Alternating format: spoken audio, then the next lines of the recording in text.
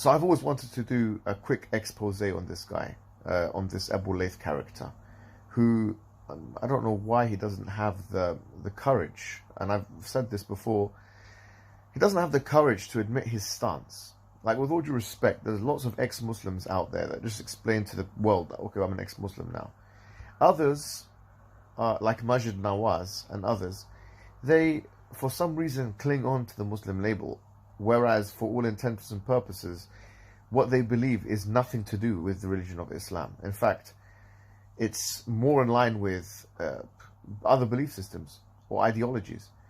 So why doesn't he have the courage to just come out and say where he stands on the issues, whether he actually believes in the things in the Quran and Sunnah as truth, as objective truth? If you look at what this man actually says, and I'm going to put a clip right now just to show you what I'm talking about, him talking with a guy called Dr. Hashimi, who's a medical doctor, not necessarily a professor in any kind of Islamic-related field. They're talking about their approach to the Quran, and they candidly talk about the stories there as mythological. And so really kind of iterating what the Quran refers to as the disbelievers saying, that they say it's nothing but asatirul awwaleen, the legends of the ancient. And they are nonchalantly mentioning this and thinking that they have a claim to Islam thereafter. That you can say that these stories and these histories that are pertained within the Quranic discourse are somehow mythological, and then you can come to a viewpoint that this is that you're a Muslim. How do the two things connect? That, in addition to the fact that you are a traitor to the Muslim community, especially with the Palestine issue, and we will be exposing that, just as Dr. Norman Finkelstein exposed you. Okay, and correctly asked, as we'll put in this video, who gave this guy a voice? Unfortunately, it was us that gave him a voice.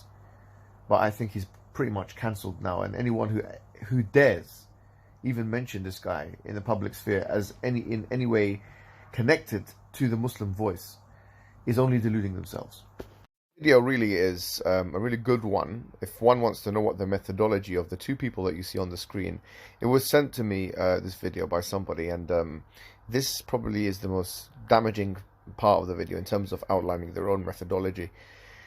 These two individuals claim to be Muslim. They're still hanging on to a Muslim identity, which boggles the mind, really. Why you still claim to be Muslim after you take the views that we're going to see that they take in terms of the Quran. And obviously the title of this, Axes of Morality and Archetypal Myths in the Quran,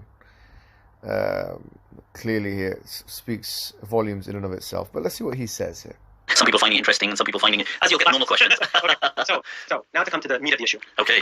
I would answer as Professor Fazlur Rahman did. Now, he's the University of Chicago professor, not Maulana Diesel, as some people might be confused with. So Professor Fazlur Rahman, who was the quintessential Islamic modernist, and by the way, I identify openly as an Islamic modernist, and I take pride in that. And we can talk about that later. But he said that, it's a very brief passage, but I highlighted it and I started, and in one of his books he wrote, believers need to stop worrying about the historical and archaeological enterprises that are going on right now, because they're so fearful that it will disprove the historical truths, the historical reality of some of the events that are mentioned. For example, the Exodus. So we are so worried that if the Exodus gets proven historically not true, then our belief goes down the drain.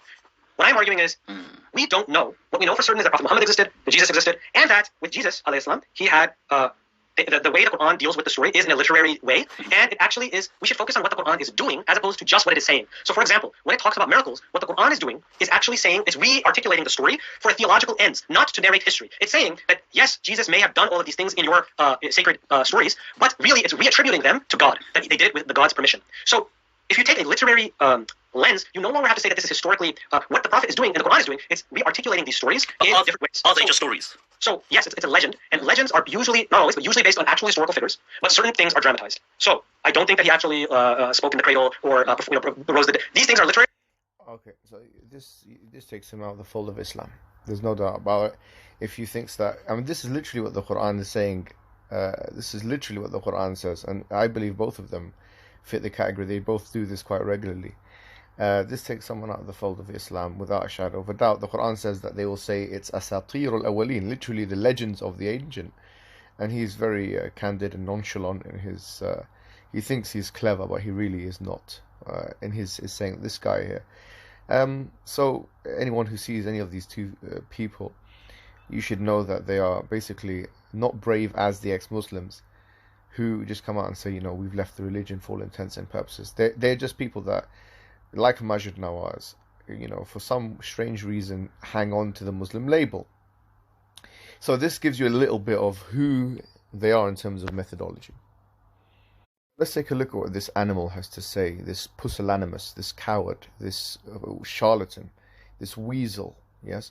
Let's take a look at what he has to say about Palestine and giving it to the Jews, in his words. I then would argue for a complete exile of all Palestinians. I would say that all Palestinians should leave Palestine, and it should be facilitated for them. By Palestine, I mean the Gaza Strip and the parts that are kind of blocked in clearly by Israel.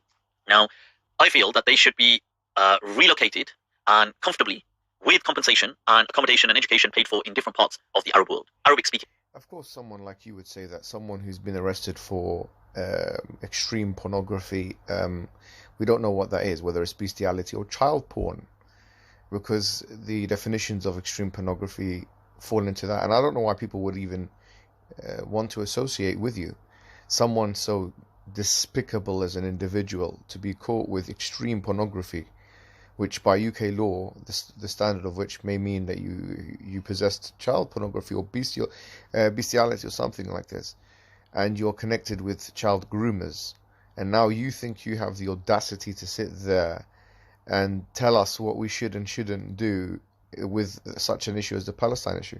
What arrogance and what diabolical and embarrassing, statements that just expose you further for what you are. You're a fraud, a charlatan. Well, so acclimatizing is not difficult for them, and they shouldn't be set up as ghettos or clusters, but kind of spread out. And there's many Arab countries in the world, and I'm sure that could even happen, and Israel probably would even be happy to pay for it, because the amount of money it spends on even bombing them these things don't come cheap. So, but the problem with this look how disgusting, how easily and casually he talks about bombing Palestinian people. Well, this guy's a joke. Honestly, this guy is a joke of the Muslim community. For any Muslim, okay, who follows this guy, I'm absolutely disassociated from you, with all due respect. How can you follow a guy that speaks so candidly about Muslim suffering and Palestinian suffering in this way, and who is, for all intents and purposes, everything almost he utters with regard to Islamic law is kharij da'irat al-Islam, outside of the scope of Islam. This guy's a joke. This Dr. Norman Finkelstein here, he's humiliating this charlatan, this academic charlatan, Abu Layth, who he calls himself mufti. He's absolutely not a mufti in any sense of the word. This guy is an absolute charlatan. And look at Dr. Norman Finkelstein here. So you give this more of a voice to spout his nonsense. He's either stupid or paid to be a clown, potentially both. And absolutely.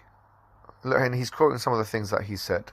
Dr. Norman Finkelstein is one of the esteemed professors in this field. In fact, he's foremost in this field.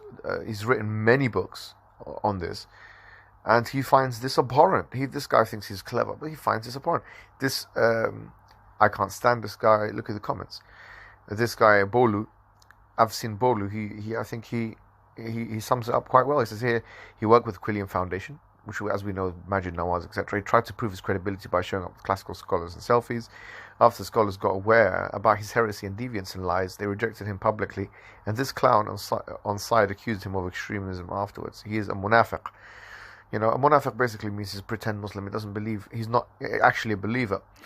And, why not just come out and say, if you are that, why not just come out and say, well, I'm not a Muslim. Be brave. I mean, there's lots of non-Muslims out there, ex-Muslims. Be brave like them. I actually respect the ex-Muslims more than this guy. I respect them more than this guy because they just make their agenda clear. This guy's trying to have his cake and eat it both. I am on the record now as saying I respect ex-Muslims more than this fake Mufti Abu Layth.